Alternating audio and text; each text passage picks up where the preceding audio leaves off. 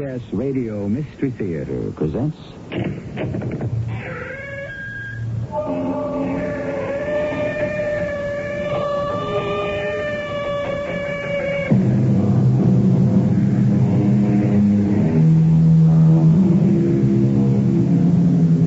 Come in. Welcome. I'm E.G. Marshall. From the second book of Samuel... Place this man in the forefront of the hottest battle, and then draw back from him, that he may be struck down and killed. Yes, some 3,000 years ago, a mighty king sent these secret instructions to one of his frontline commanders. It's quite an old drama by this time, but not surprisingly, it's revived quite often. The original cast consisted of David, Bathsheba, and Uriah, the Hittite. Who can say for certain how many others have also played those roles? I won't leave Ernie. Why not? You don't love him.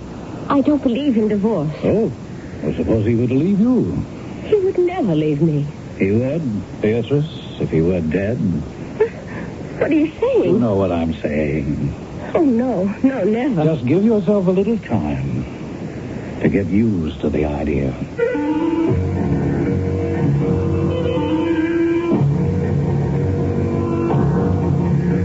Our mystery drama, Squaring the Triangle, was written especially for the Mystery Theater by Sam Dan and stars Felicia Farr and Ian Martin. It is sponsored in part by Contact, the 12-hour cold capsule. I'll be back shortly with Act One.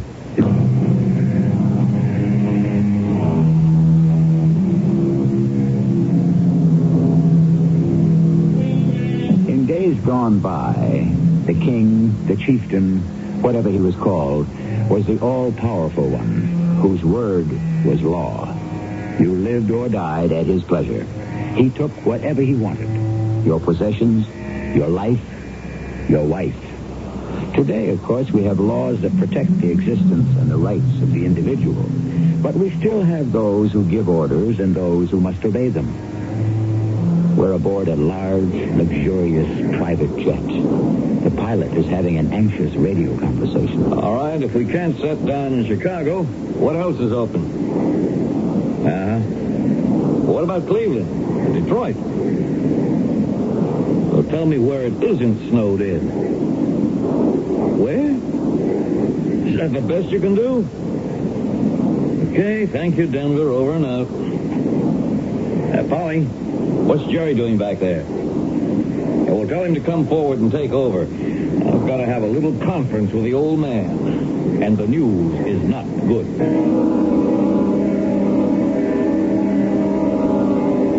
What do you mean we can't land in Chicago?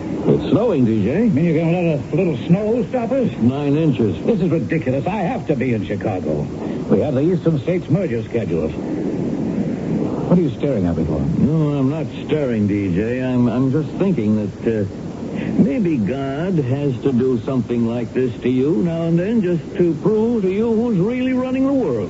One of these days, Richie, I'm going to fire you. Yeah, you say the word and I'll quit right now. Oh, where are we going to land?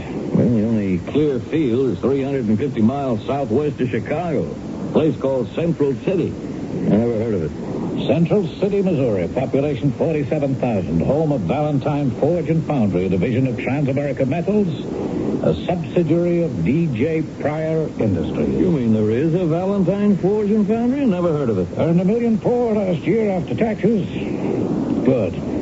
I'll be able to look in on him. Let's see, the general manager's named, and I could check it out in my book, but I'd like to remember, Oliver. Ernest Barksdale Oliver, 38 years old, graduate of Colorado College of Mines. You know, DJ, you do this just to impress people. It's a stunt. I think I'll look this Oliver fellow over and have him and his wife to the hotel for dinner. Yeah, I'm sure they'll be thrilled.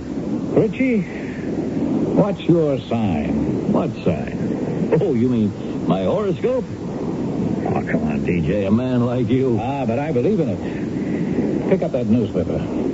You see, under Sagittarius, that's me. What does it say? Well, it says, Expect a change in plans. Well, we are having a change in plans, aren't we? And a romantic adventure. Are they kidding? In Central City? Well, okay, I have to admit the first half is right. And don't bet against the second half either.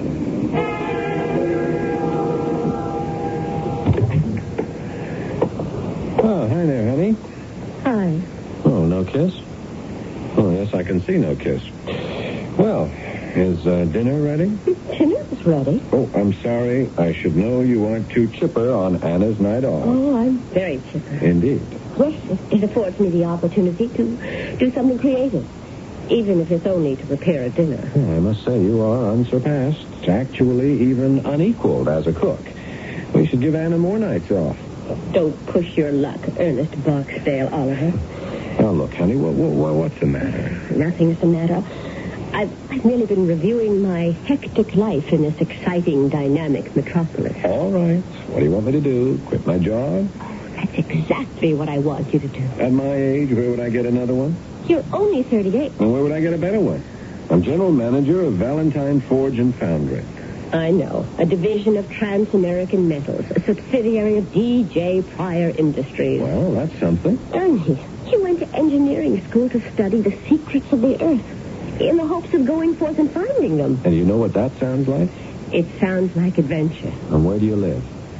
Everywhere. Where's everywhere? Well, it isn't here in Central City where you suffocate. Suffocate? In one of the finest houses in the best district in town? In your own car? With money in the bank? A terrific country club? Vacations? Trips? That's suffocating? That's not the kind of regimented life I had in mind. Oh, a new word? Regimented. Ernie, I just don't want you to become one of those corporate type of guys.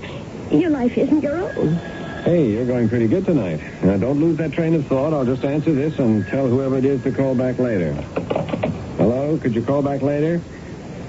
Who? This is. Yes, sir. Oh, yes, sir. Of course. Absolutely. Ernie, what is it? Yes, sir. We have absolutely no other plans. Right away. Yes, sir.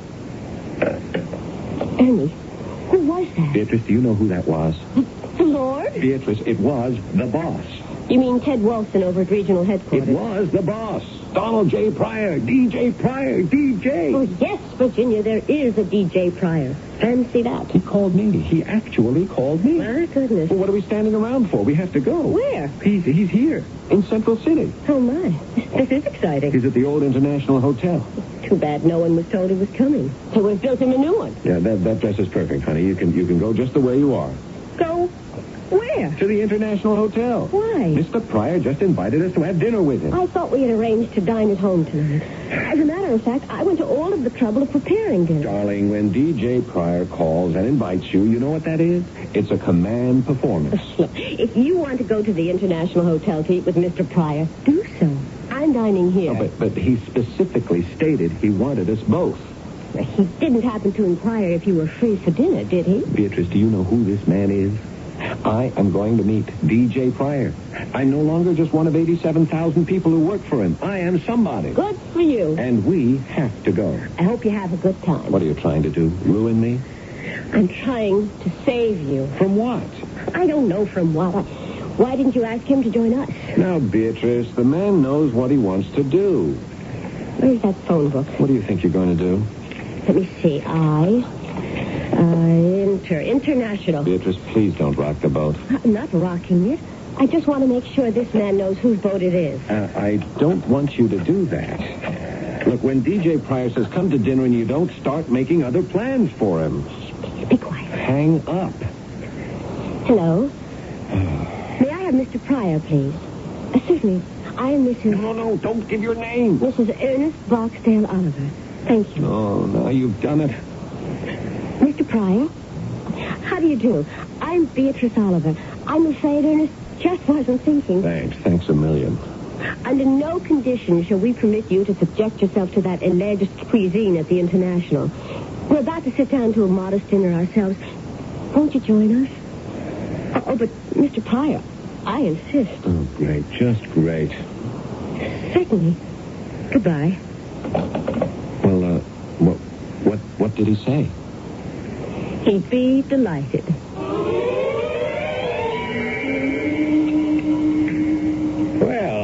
say I've been exposed to gourmet cooking all over the world, but... Exposed? What an odd way to put it. What DJ means, Beatrice? I know what he means. But yours is a triumph.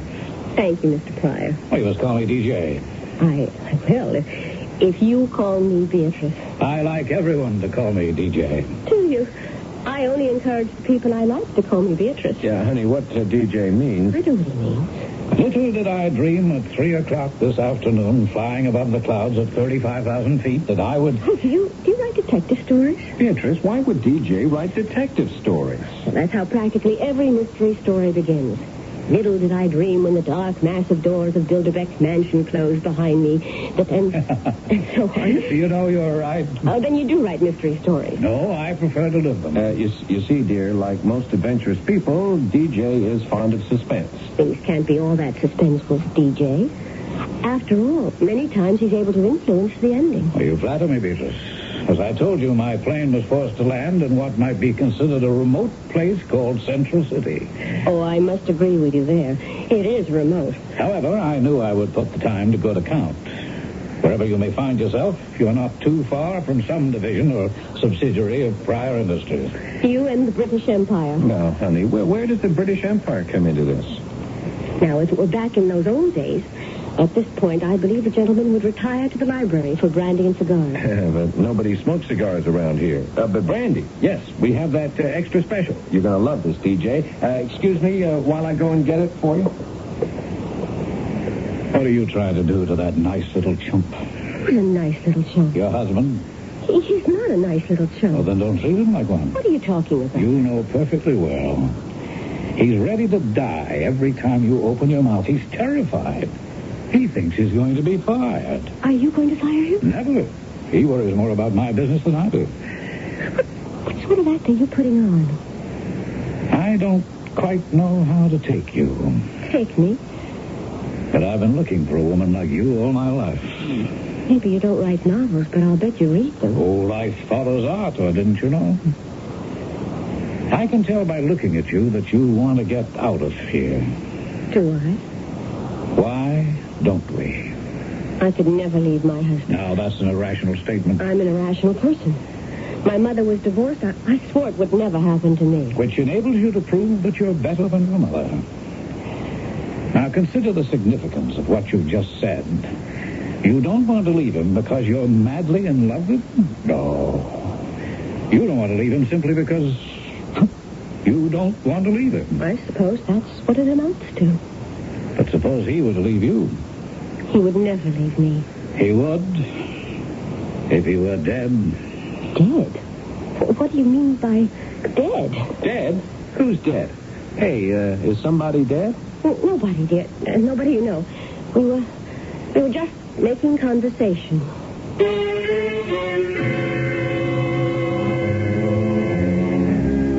Some conversation. Well, a possibility has been raised.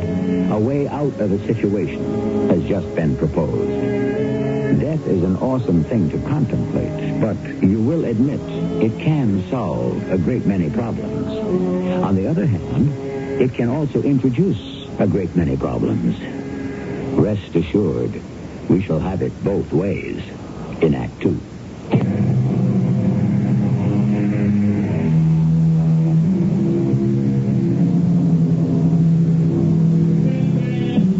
Sooner or later, death knocks on everybody's door. That's the bond that ties all of humanity together. In classical times, death was seen as a messenger who comes to summon us to another world. Although no one can deny death, anyone can employ him or her as the fatal courier. How democratic of death to work for all of us, rich and poor alike. Hey, Beatrice. Beatrice. Oh, what is it? I was just falling asleep. Wait till you hear what I've got to tell you. Oh, tell me in the morning. Now, I was driving DJ back to the hotel. He just couldn't stop talking about you. That's so. Well, you made a hit. I guess you know how to handle guys like him. Why don't you come to bed? Do you appreciate who he is? DJ Pryor, one of the 10 richest men in the world. Not at all the way I pictured him, either. Do you want to turn out the light? A regular guy. Not a day over 50. A real good-looking athletic type. Ernie, here's what we're going to do tomorrow. Tomorrow? I want us to get in the car first thing in the morning. Yeah, honey, about tomorrow. I can't make plans because, But we'll DJ... just pack a couple of things. No, wait a minute. And we'll drive south to Florida. What are you talking about? We'll stay 2 or 3 weeks. Are you serious? Oh, I have never been more serious in all my life. But I just can't take off just like that. Do it. Why? Don't ask me why. Just let's do it. But number one, I can't take off while the big boss is in town. And number two, I can't just go on a vacation without making plans. Sometimes, Ernie, just do something for me because I asked you to. Look, just write a note. Something important came up. You'll be back in 3 weeks. I simply can't do that. Stop saying you can't. You can. Ernie, I want to go tomorrow. It can't be done. You just have to look at me and tell me you understand that. Now, come on. Oh, all right, Ernie. I understand. Yeah, I knew you would. I'm going to make up for it. You'll see. Hey, I better go downstairs and make sure all the doors are locked. I tried.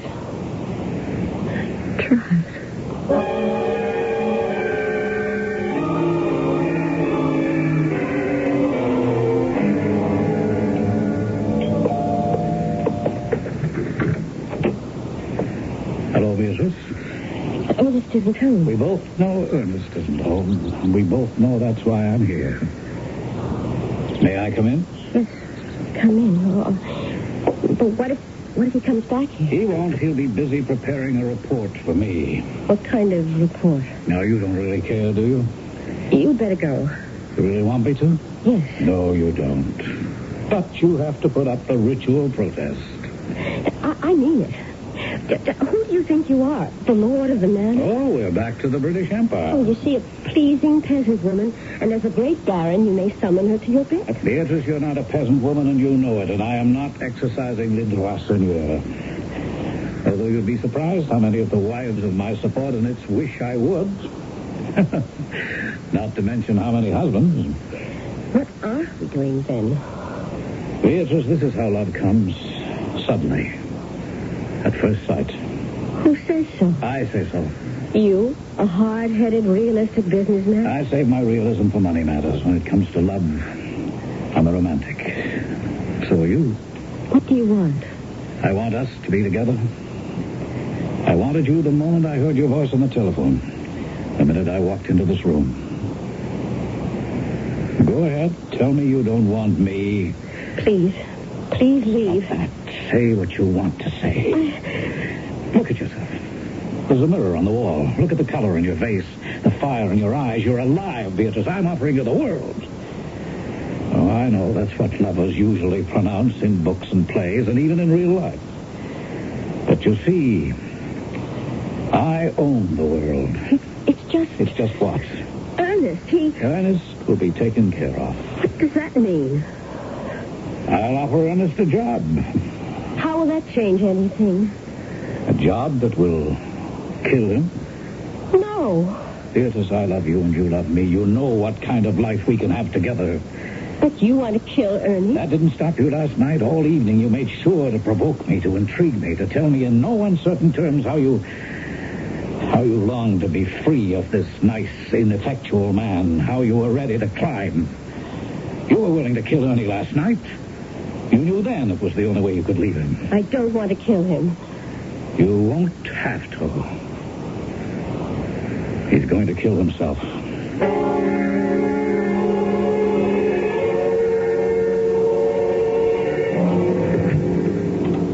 You wanted to see me, DJ? Sit down, Ernie. Have you read the report? Yes, just finished it. And what do you think? How do I think? You're fired. I'm fired. I can't have you wasting your time here in the boondocks playing with a 2x4 foundry. Oh, no, young man, I have plans for you. Please, DJ, don't scare me like that again. Man of your knowledge, your insight, Ernie, I need you for other things, bigger things. You ready? Yes, sir. Well, I've had what appeared to be an insurmountable problem. Now I may have solved it. Yes, sir. It's fate. That's exactly what it is. If I hadn't been forced to land here the other night, we might never have met. Well, that's how it sometimes is with a mammoth corporation. Ernie, I need a man I can trust with my life. I think that you are that man. Well, I hope so. I own 1 million acres deep in the Amazon rainforest. I don't know what made me buy it. Some corporation was in distress. They practically gave it away. You understand? I do. It's hundreds of miles from anywhere. It's infested with predatory animals, tropical diseases, savages who probably never even heard of the 20th century. Do you follow this? Yeah, I'm with you. Now, here's the map. You see this river, the Eleanor? Oh, yes, sir. Right here is a government port and a trading post. The trader's name is Science. He works for the El Lagarto Land Corporation, which is our subsidiary. According to Science, there's a rumor of gold further inland. A fantastic mine. I need a man, a geologist and an engineer like you, to go in there and tell me what it amounts to. You're free to turn me down. Turn you down? Well, why would I do that? You could die of any one of a dozen diseases, not to mention wild animals, poisonous snakes, headhunters. Gold? Yes. More gold than exists anywhere else in the world. And you'll have an equity in it, Ernie. You could write your own ticket. When do I leave? Now, hold on. There should be a great deal of deliberation on your part. What? I'm 38. For the last 16 years, I've been a pencil pusher in your foundry. The job out there on that map, that's what I was trained for. That's what I should have been doing all along. Honey, I don't think we should discuss it anymore. Do you realize what kind of country that is? Beatrice, we've been all through the thing. I won't be alone. I'll have native servants and guards and the latest medical equipment. I'm very apprehensive about it. For the last 10 years, you've been at me day and night to do something, to get out of the rut and get into the world. You don't have to go to extremes. And this is my chance to make it. And do you know the deal the DJ is giving me? We'll be millionaires. Ernie, don't go. What did you say? I mean, do you mean that? I know how you feel about me, how you love me. I know how you're going to worry. If you say don't go, then I won't go. But remember, there are things I have to do for myself to prove myself. So, will you still say don't go? Do what you want. The decision is yours.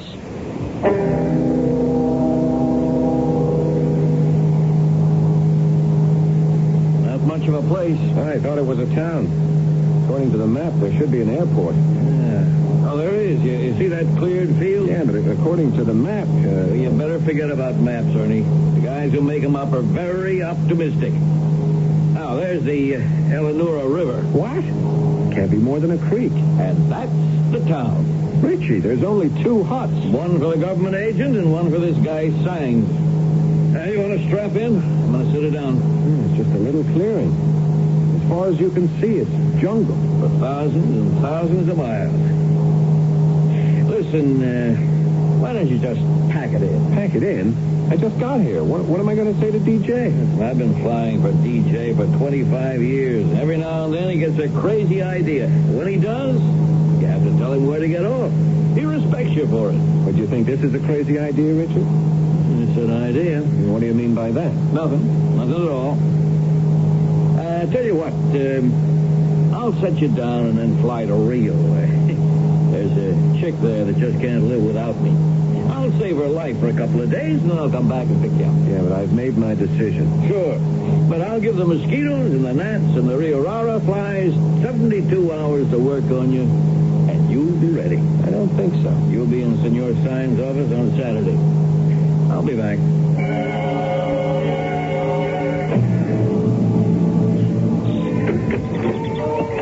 Signs, you old gun runner. Hey, Rishi, amigo. You know I have not run the gun for 25 years. Well, whatever you're running, how you doing? You have not come all this way to listen to the travels of science. Sure. Also, I promised your guest I'd stop off and take him back home. Senor Auditor, he is examining now the instruments.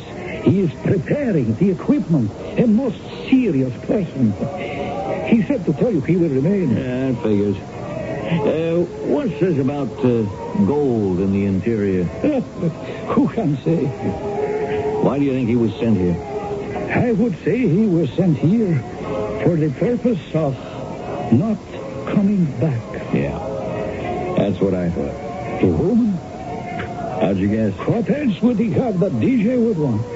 Listen, Signs, don't let him kill himself. What's to be done if a man is foolish enough to leave his wife? Look, you and I, we're getting older. We close our eyes to a lot of shady stuff GJ pulled here and there along the line. But when all's said and done, we may have to answer to someone someday.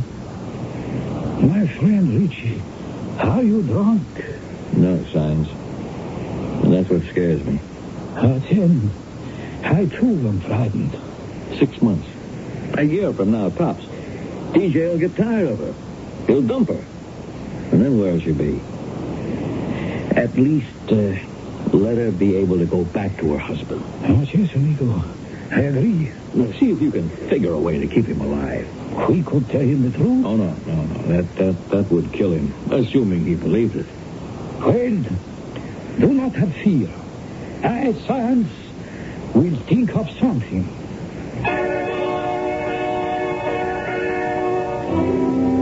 And I, for one, certainly hope so. It would be too bad for Ernest to end up as a snack for a crocodile, or to have his head shrunk down to the size of an old tennis ball.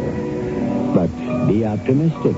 We have just demonstrated that wherever you go, there are kind people who are ready to help you. And on this most optimistic note, we shall wait expectantly for the third act.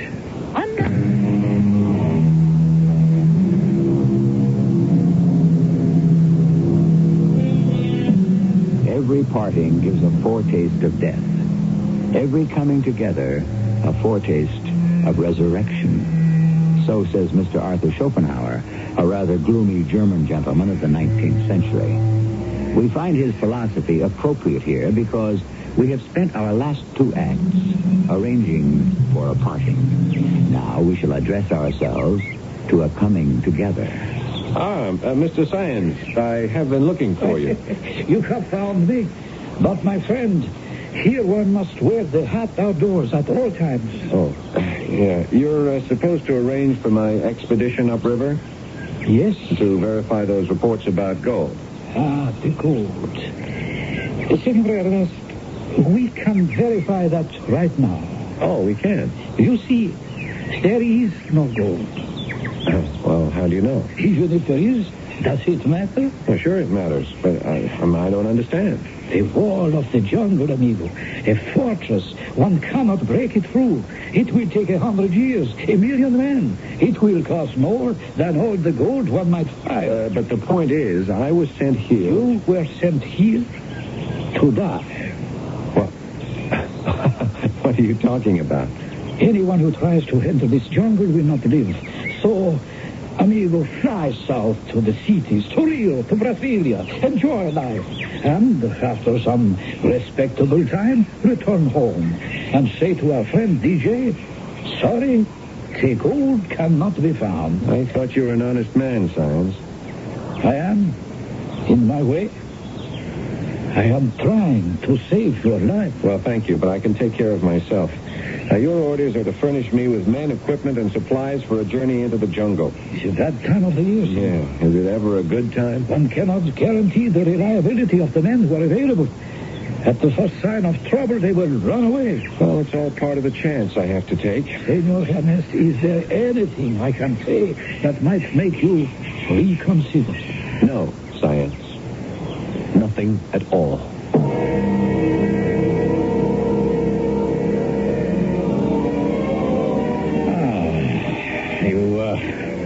Want me to start up the tape again, Beatrice? No, it's perfect just the way it is, DJ. You can see the whole city from here. Do you like the place? I love it. I dreamed of living in a penthouse like this. You can now have the most expensive things in the world. Are you happy? Oh, yes. For the first time in my life. How long will this last? Oh, excuse me. Are you going to answer that? I can't help it, Beatrice. I'm a slave to that phone. I'll make sure it's short.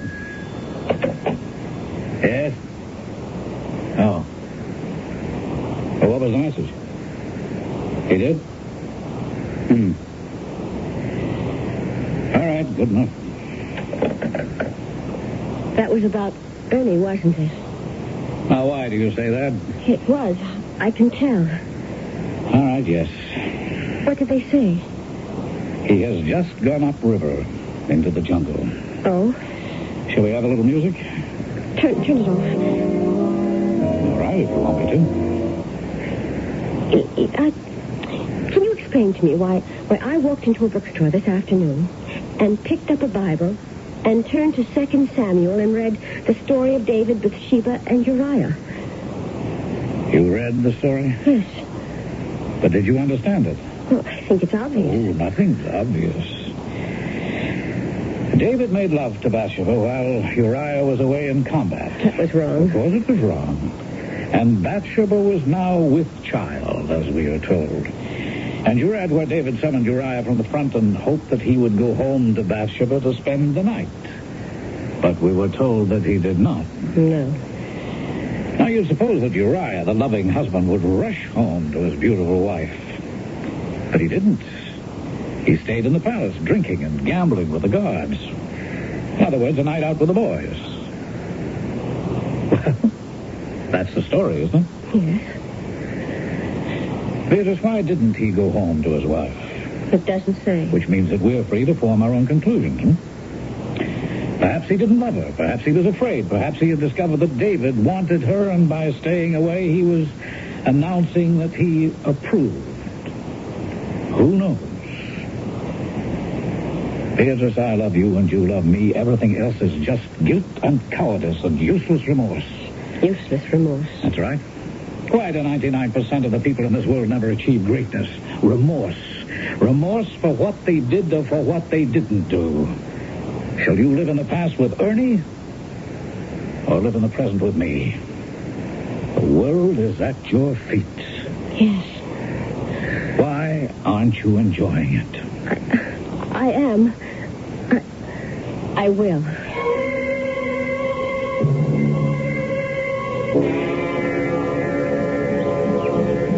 Amaro. Senor. Where is this place? This place of the rocks they talked about. Well, that's where I want to do some samples. Place of rocks. Bad place. Here, listen. Listen? What? What's that? Bad people. Place of rocks, people. They kill. Yeah, well, we're coming here in peace, Amaro. We have gifts. No. Place of rocks, people is bad. Ah, don't worry. I'll take care of everything. Come on, let's move up. Amaro, what are you standing there for? Tell the men to move up. Senor, men will not go. I represent DJ Pryor Industries. We'll straighten everything out. No, senor. Men will not go. Hey, you fellas back there. Come on, pick up your equipment. Amaro, where are they going? You see, men go home. Come back here. Come back. Quickly, senor. Quickly, where? Run, senor. Place of rocks, people come. Kill. No, I'll talk to them. Senor, look, in front is chief. Shoot him. Then when they care for him, we run. No, you put down that gun. Senor. Here, now, you take my rifle and my revolver. Well, that'll prove I mean them no harm. Senor, they will kill. No. See faces, evil men. Run. We don't have to. I'm going to tell them. Senor, what is it? It's something I don't know. I feel I can't stand up. I think. Senor.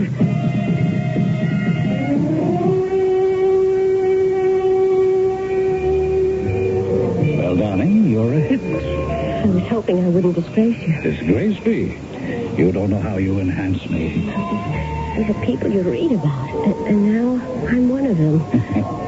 A member in good standing of the movers and shakers of this world. Long way from Central City, isn't it? Another world. Over there is Senator Pallister. And that's Joe Bly of International Airways. Why don't you see if they need anything? Excuse me. I have to talk to someone who's just come in.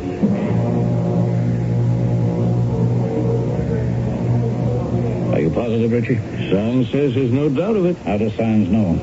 Amaro, the head man, was there when it happened. How did it happen? According to this Amaro, the place of the Rocks people were about to attack.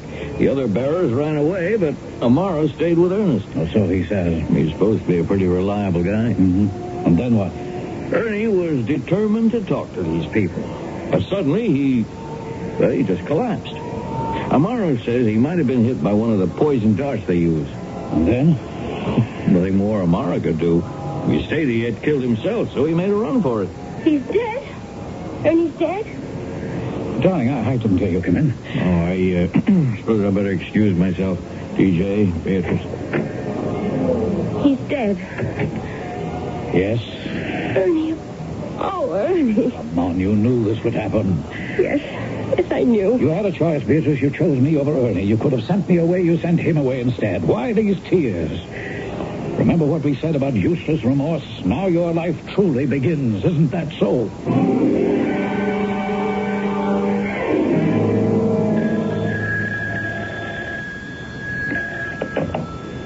Hello? Hello. Yes, hello? Who is this? Beatrice, it's me, No. Ernest. Oh, no. Please, no. What's the matter? Good Lord, no. I went home, but you were not there. You live in New York now? Can't be. I'm going mad. I'm coming to see you, but I have to see DJ first.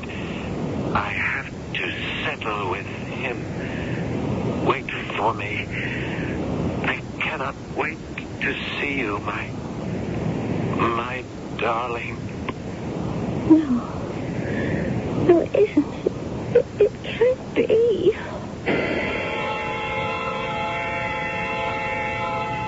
Now, don't be a child, a stupid, superstitious child. I tell you, he called. He couldn't call. He's dead. He said he was going to settle with you first.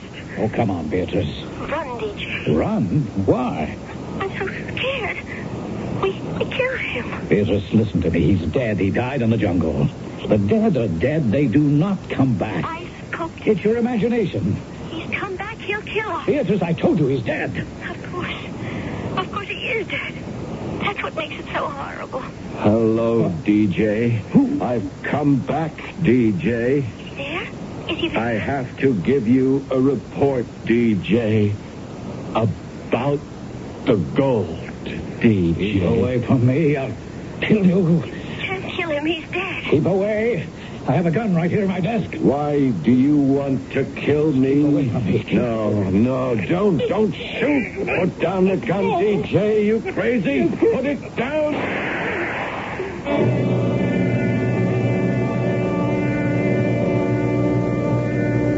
Hello, Ernie. Richie. They said I'd find you up here.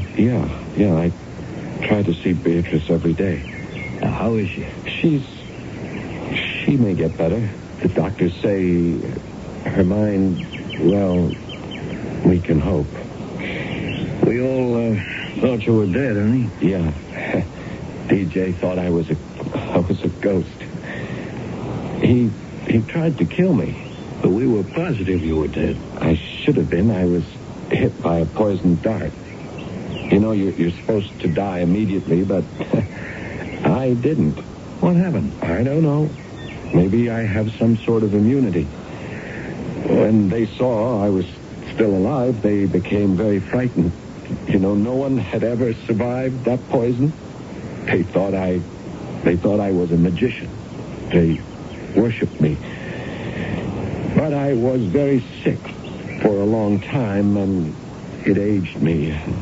My hair is white, as you can see, and I'm all wrinkled, and I talk slowly. Yeah. No wonder DJ thought you were a ghost. Mr. Oliver, you may see your wife now. Oh, thank you, nurse. Excuse me, Richie. Poor Beatrice. She loved me so much. Did you know that? Sure. She didn't want me to go, and when she heard I was dead, I I guess it was just too much for her to bear, you know? Yeah. How many men can be as lucky as me to have a wife like her? Yeah. Yeah, you're very lucky, Ernie. Very, very lucky.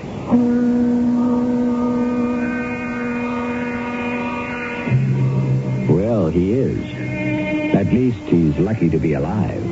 Consider, our story had 3 principal characters. One is dead, a second is hopelessly insane, and the third, Ernie, is the only survivor. And what does the story of Ernie, Beatrice, and DJ teach us? That 2 is company, 3 is a triangle, and a triangle always has sharp edges. I'll be back shortly. Fellow Americans, if you're still shopping here and there and everywhere for shoes, hold it right where you are. Put your feet together, stop running around. Just step around a penny and you'll cover the ground. Anywhere you want to go, head your feet in our direction. Kinney's got it all to go. Wow, what a store! What a great American shoe store! At the store, they told me there's a powerful anti-itch drug I can buy without a doctor's prescription. Now, I use Bicozine cream as directed. No more burning, embarrassing itching. No more scratching. Bicozine actually speeds healing. Bicozine cream. What a relief. Time to change your laxative. X-Lax pills gently stimulate your system's own natural rhythm, and that makes all the difference. X-Lax pills, for occasional use only as directed.